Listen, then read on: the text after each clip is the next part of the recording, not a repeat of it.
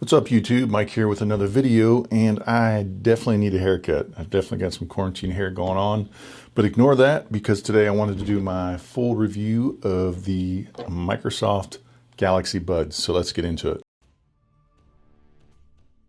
Alright, so I've been able to spend a few days with these now. As you can see, I'm wearing them now, but I've definitely formed some opinions of these and definitely got an idea of how these things are to actually use them as earbuds. So before I get into that, let's talk about the specs. So at the time of this video, these come in one color. As you can see, it's kind of a white gray. Microsoft calls it Glacier. Supposedly down the line, there's going to be some more color options for these, but time will tell. Now these will work with both iOS, Android, and Windows. I'm assuming you could pair them with a Mac computer, just like normal Bluetooth settings. However, there is no actual Surface Audio app that I know of that's on Mac. So talking about the battery life, Microsoft says that these buds themselves will give you 8 hours of battery life, whereas the case will give you an additional 16. So a total of 24 hours. I misspoke during my unboxing thinking that the case had 24 hours of charge, but that's not the case. So you'll get 8 with these and then 16 with the case. Also, Microsoft says that a 10-minute charge will get you 1 hour of battery life. These charge via USB-C on the back of the case. Unfortunately, there is no wireless charging, which is a bummer. I was kind of hoping there was, but there is not. So for my usage, I can definitely say that the battery life has been great. I think that the numbers put out by Microsoft are actually on the conservative side. So really, I don't see you having any issues with getting at least 8 hours with the buds. So these will definitely last you all day and then some. So I think it's 8 hours on the low side. So battery life is definitely good on these. Now, each earbud themselves have 2 microphones. And I'm also using these for phone calls, video chat, any of that. They are definitely sufficient. I've made a couple phone calls with these, and the folks on the other line had no idea I was actually using the earbud. They told me that I sound like I normally do on the phone, so definitely no issue there. So let me try and give you a quick audio sample. All right, so this is actually using the microphones on these. I'm capturing it with a Android app, so it's probably going to degrade the quality. But at either rate, you should definitely be able to tell that you'll be able to use these for a phone call, a video chat, no issue. Obviously, you're not going to record a professional podcast with these, but if you're just using it what they're designed for, which is just making phone calls and or doing like a Skype call or something, they're more than sufficient. Now the buds themselves have an IP4 kind of splash water resistance, which basically means that if you go work out with these and you sweat, they're going to be just fine. You get caught out in a little rain, it's going to be okay. Obviously, you can't dunk these, but it's got the normal rating that you would expect for headphones. These support both the SBC and aptX audio codecs. And unfortunately, these are Bluetooth 4.1/4.2 is what the box says. No Bluetooth 5.0 here, which I don't really understand because the Surface Headphones 2 actually have Bluetooth 5.0, so I don't know why they didn't include it in these. And finally, these come with a 1-year warranty, and you can currently buy these for $199.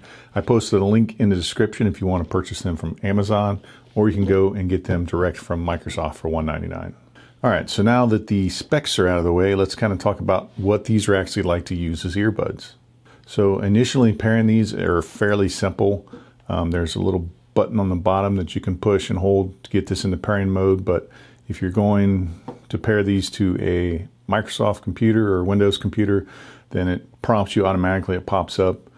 And same thing, once you download the Surface Audio app, which I'll give you a demo of, it shows these automatically, and then you just go through the steps to pair it. So pairing's fairly simple, but like I said, you do need to download the Surface Audio app. It's not necessarily required, but it is required because if you want to update the firmware on these, then you're going to have to download the Surface Audio app, which the app itself is available on Android, iOS, and for the Windows Store. And the app has no difference when it comes to the iOS version or the Android version. The app looks the same, functions the same.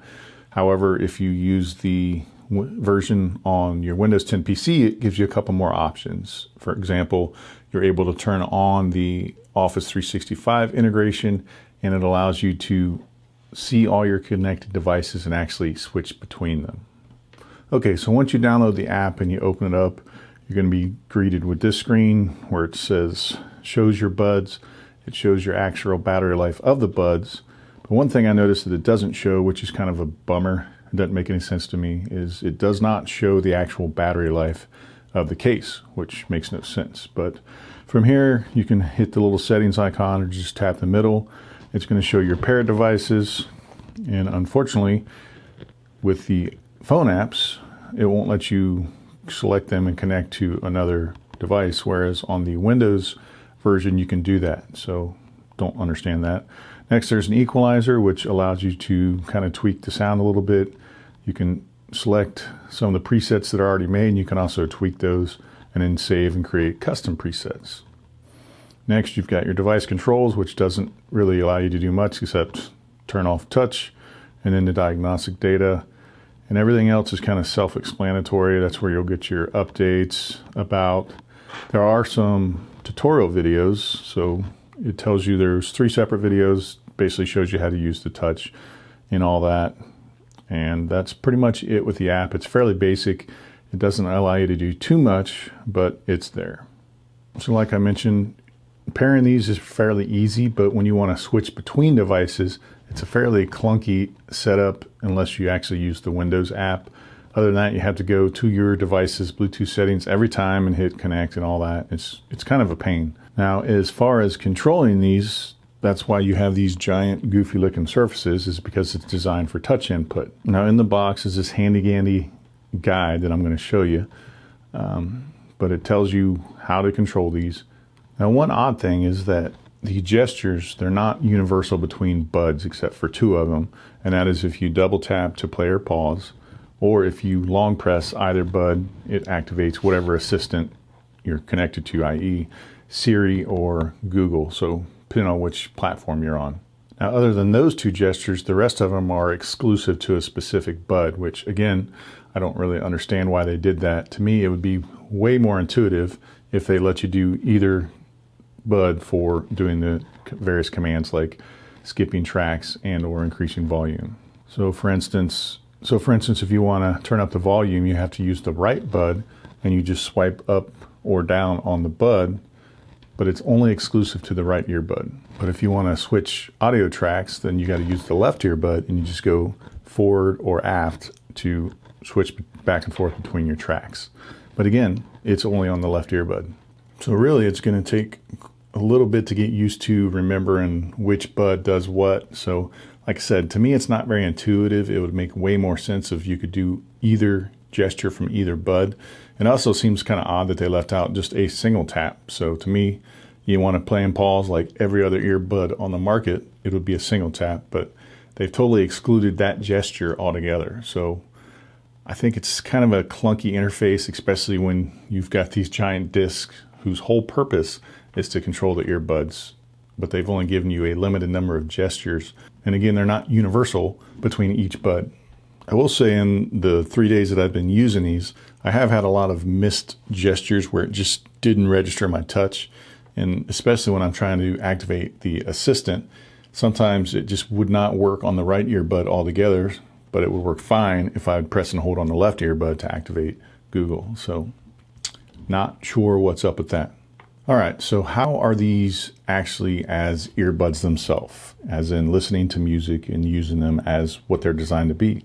So my favorite thing about these, hands down, is actually the comfort. So the first day I got these, I wore them for about 4 hours straight, and after a while, I kind of forgot they were there. So they are definitely the most comfortable earbuds that I've worn. Like I said, I've used quite a few. I generally use the Samsung Galaxy Buds Plus. I've used AirPods. Pretty much tried most of the ones on the market, and these are by far the most comfortable. Now in the box, you actually get 3 different sizes of ear tips. So if the one that is on here is too small or too large, and you've got at least 1 or 2 more options to try. I'm actually using the ones that came on it, which are the medium ones, and they seem to lock in my ear just fine, which is, again, another good positive of these is they are in your ear. I mean, they lock in very securely. I mean, the way they do it is you put them in and you just do a quarter turn and it locks into the little lobe on your ear, the inner lobe. Now, everybody's ears are shaped differently, but in general, I guess the average person, this will lock in just fine. Now, I did try doing a workout in these, so I'll post a little video. All right, it's windy out. I got my quarantine hair on, but got my Surface earbuds, and I'm basically doing some workouts, some burpees, some sprints, general calisthenics, just to see how they stay in my ear. I mean, so far they feel very secure, but I'll let you know if they fall out. All right, so I just did about 45 minutes of like dynamic burpees, push-ups, pull-ups, sprints, and these things do not move at all. Super comfortable. So honestly, no complaints if you want to use these for working out. All right, so the sound quality themselves, to me, sound very crisp. It's got good bass. Now, I'm not an audiophile by any means, but to me, I think they sound great. Now, with these, obviously, you don't have active noise cancellation or ambient sound because they're not designed to go into your ear canals like, say, these, where you get that seal. These are meant to be open air earbuds, that way you can hear what's going around you naturally. So personally, if I want to have noise cancellation, I mean, that's why I've got my over-the-ear headphones. So if you're buying these for noise cancellation, then you're going to be disappointed. But like I said, if I want that, then I'll just put on my Surface headphones and get all the noise cancellation I want. Now, Microsoft specifically has been marketing these, and they designed them to wear like in an office environment. So you could do such things as control PowerPoint slides with these, which no one will ever do. And you can also use them to, say, dictate voice to text if you're filling out a Word document or whatever, which again, you can do natively with Microsoft Office, not having to use these. You could actually do that with any microphone headphones. It doesn't necessarily have to be specific to these. Now, in my opinion, in this regard, I think Microsoft failed, specifically because you cannot have these paired to multiple devices at once. So if I'm going to use these in an office environment, I want to have them, say, connected to my phone, to my computer, or any other device I have, and I want it to be able to seamlessly switch between the two. So if I'm watching a video on my computer, I pause it, I pick it up on my phone, resume the video, or take a call. It should seamlessly switch, and that's actually what the Surface headphones do. But these, it does not have that. So Microsoft marketing these as a office productivity tool, I think they kind of failed and missed the mark on that. So really, I think Microsoft oversold the capabilities of these, and then they under-delivered. But if you're looking at these purely as what they are, as a good earbud, then they work great. It's got great sound, great battery life, and it's really comfortable. In my opinion, I think Microsoft should simplify their marketing and stop trying to present these as this great Surface productivity tool, and just keep it simple and market them for what they are, earbuds. All right, so let's wrap this up real quick. So would I recommend these? Well, yeah, but I think there's definitely some better options out there, specifically the Galaxy Buds Plus, because these are $149 and these are $200. And really, just as earbuds, I think they're fine, they're sufficient, but for what they look like, and you've got this giant disk space that is quasi okay, I think there's better options out there, but I definitely wouldn't tell you not to buy them. I mean, I think they're good for what they are. Like I said, they're the most comfortable earbuds I've ever worn.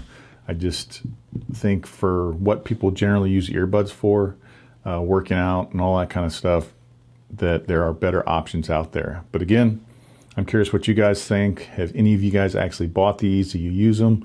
Are there any more things you want me to test on these? Definitely drop that in the comments below, and I will do my best to respond to you and test it.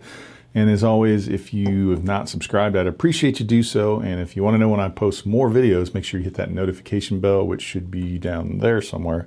So as always, thanks for watching.